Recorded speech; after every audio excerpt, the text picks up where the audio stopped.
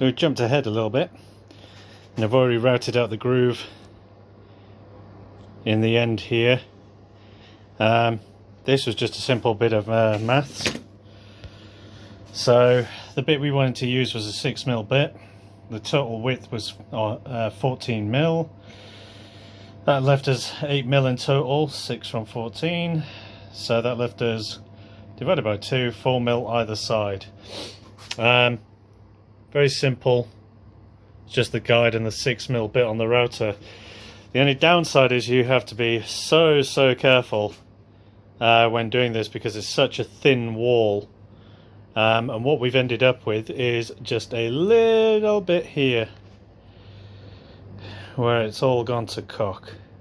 That was, as I've said before, it's worth keeping the offcuts, because as you can see, this is the offcut from where I did it on the template.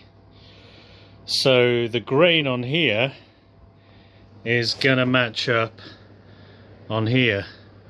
So all we need to do, let me get out of the light, all we need to do is take a line from here, make sure it goes dead straight, use a chisel to just ever so slightly take it away, so we've got a very straight piece. Line it up on here, take another couple of marks, and then we'll just take a small chunk out of here, and hopefully the grain will line up, and we'll do our best to make sure that it's all fits well and it's relatively seamless. After this, we're going to get on to doing some resin, and I think that's definitely going to involve, not think, building up here a piece. I might have to look for some plastic, some perspex, to just create a nice trough in here, and then what we'll do is we'll pour this end, and then we'll start working our way up after a bit. The resin I've got is it's got a relatively decent open time, pot life of about 25 minutes. It's a bit cooler in the workshop, so yeah, it's going to be maybe a bit longer than that, but got the time today, so we'll start pouring a little bit, wait for it to sort of get to the gel stage, pour the next level, and then we should be able to get this done and dusted overnight. First things first, this bit.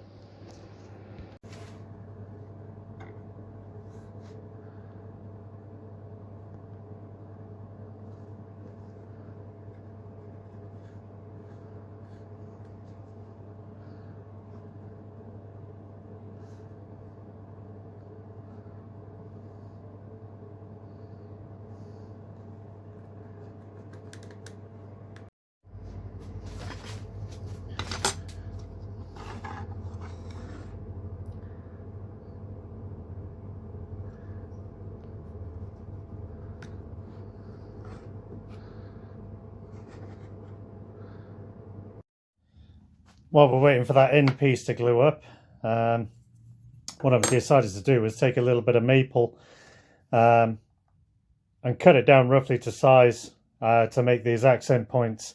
So it's just been put on the bandsaw, it's just been squared off. What I'll do is take the block plane, knock these corners off, and quite some time ago I made this little dowel plate. So we'll just knock it right through there, and that'll be our accents, and then we'll probably put it on the drill press and put these in. I mean, we're already doing a bit of a glue up, so we may as well do it right now. While I was drilling out these accent points, I thought I may as well just carry on drilling out everything else in the same operation. These are only down to about 4mm deep. These are down to 6.5mm. The problem I've encountered now is that this circle that I need to use the circle cutter with, my drill press doesn't have enough depth. So what I've had to do is I'm going to try and attempt to do this with the drill. We're going to see how this goes. I'm not looking forward to this, but I know that everything is spot on terms of diameter. I know that part's right, it's just that I've got to get it right, and I'm not sure how this is going to go. Let's see.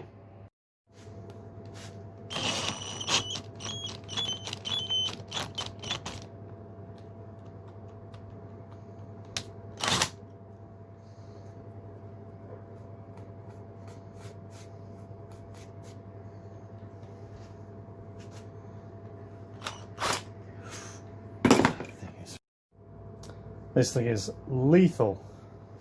I would not recommend doing this at all.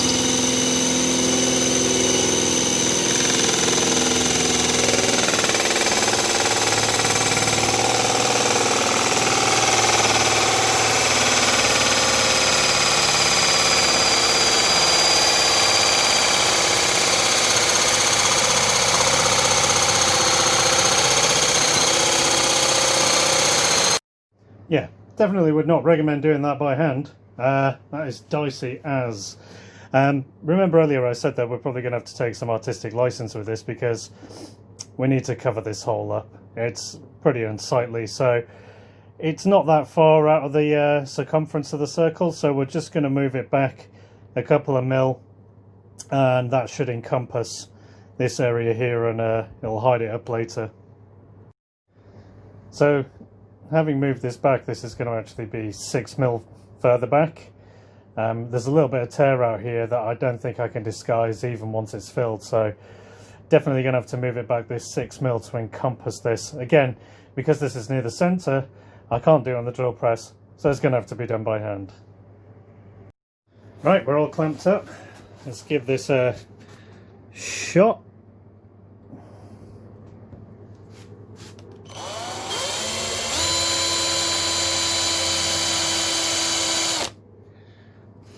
I think we're drifting into that hole.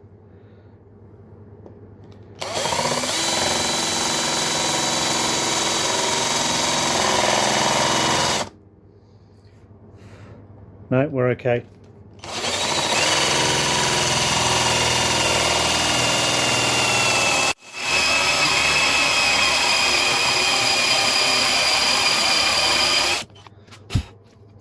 Not bad. A little bit more. Whoa! So we did get away with that one. You can see we've managed to remove any sort of unsightly sides. What I forgot to say was I haven't done this one yet, and there's a reason for that. Because these are so close together, and they're, you know, accounting for drift or anything else like that on the pillar drill, I don't want to start cutting this yet, because if it drifts either way, these walls are so thin that what it could do, it could bust out. So what I'll do is I will put the inserts in here first and glue them in, and then that way what will happen is when I come to drill this, if it does eat ever so slightly into either side, at least there'll be material there to hold it in, and it should be okay. Before we go any further, what we've got to do is excavate these lines here for pouring as well. Now I could use a router bit.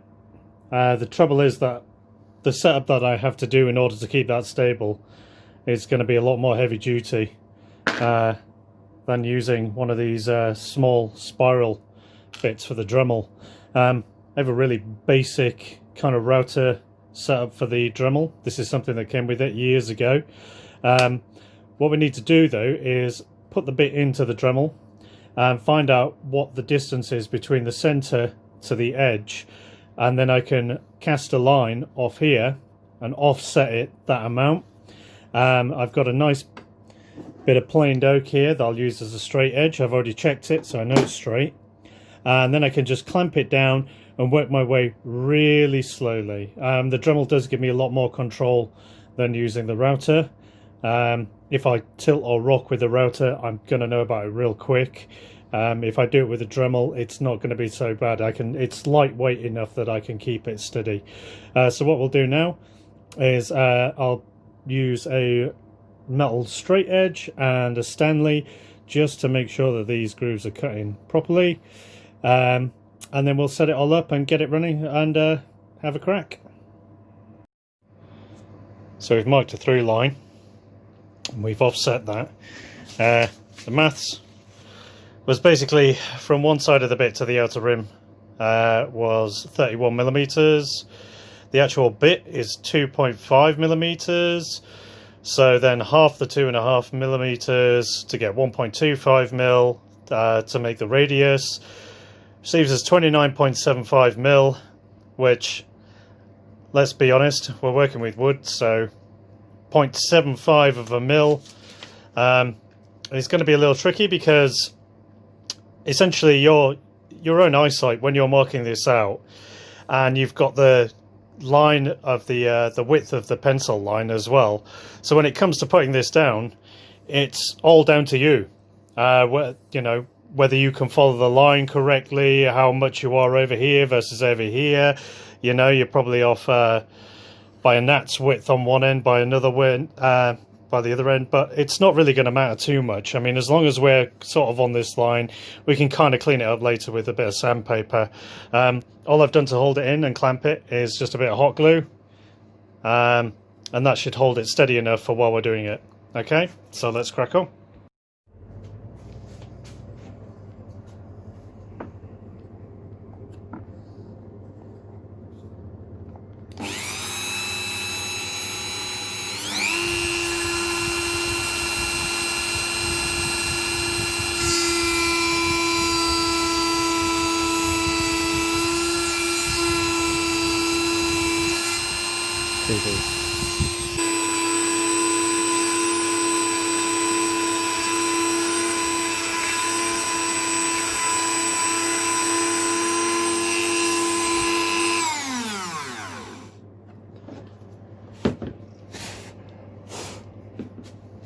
Yeah, we're looking pretty good there. We didn't do too badly. It was smoking a little bit, but as you'll see, I was trying to go for a bit too much depth first off, so then just had to put it out. I think it was like the first cut was like a mil. The second cut is just about 2 mil. Doesn't need to be particularly deep on these pieces. Just needs to be enough that the resin will flow in there and stay in there. I cut a little stop here, just with a Stanley knife, just a line that I needed to go up to, and that'll keep that nice and crisp and clean. So what we'll do is mark out the next one. Again, do the same steps over and over again until we've got all these areas down. These are going to be the same, and the same up here as well, across these lines. That'll be another stop, and then up and down here. So it's the next day, and we finished pretty much all of our Dremel work here. You can see every section is separated.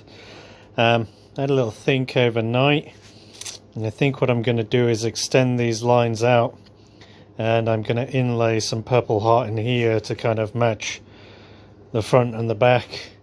What I've done as well this morning is just cut out some scraps of plastic from old Chinese takeaway tubs, and these are what I used to keep screws in. And what we'll do with those is we'll tab off the back here. So what we'll do is we'll tab off the back here, and we'll make a nice little reservoir either side, and then we'll get into pouring down here, and that'll probably be the last thing we do because we'll need it to set up overnight. But what we'll do now is continue cleaning this up.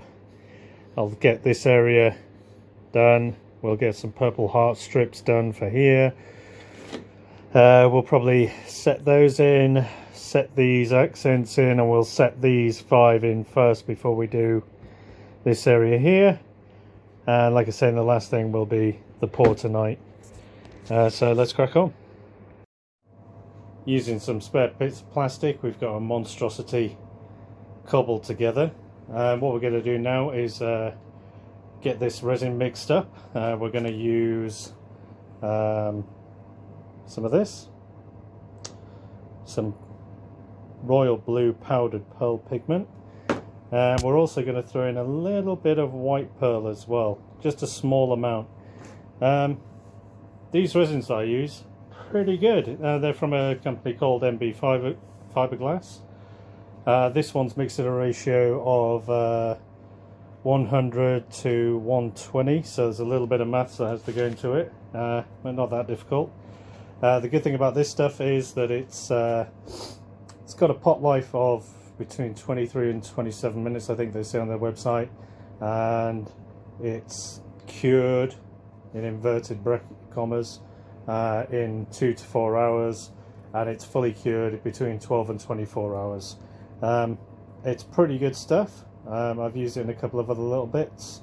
I've used some of the other stuff before, some black resin, but that is so quick set. It's got a pot life of, I think, 3 minutes, and yeah, that makes things a little tricky. Usually when it's cooler in the workshop, you can use the heat gun to kind of extend the time.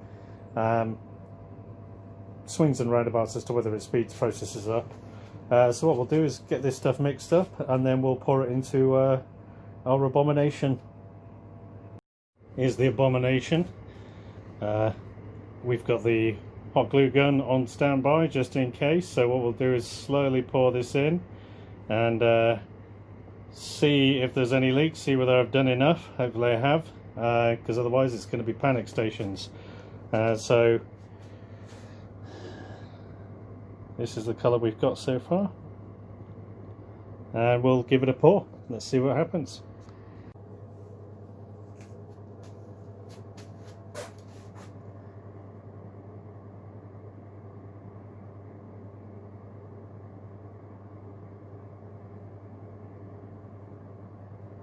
So far so good. Any leaks? Let's check the other side.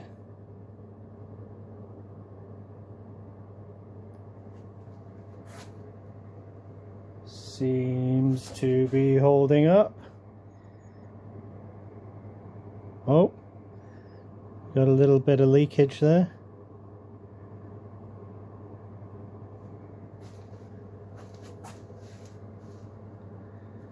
Nothing on the other side, just a little bit down there. We're going to have to address that.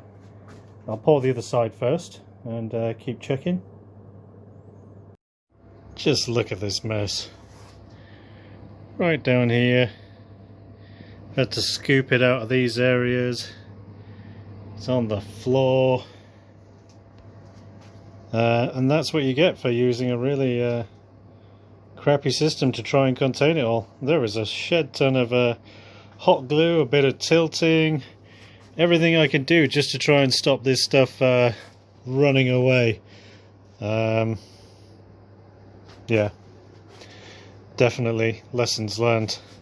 I think it's just starting to go to the sort of gel stage now, so we'll leave it, see what happens, see what disaster I come to in the morning.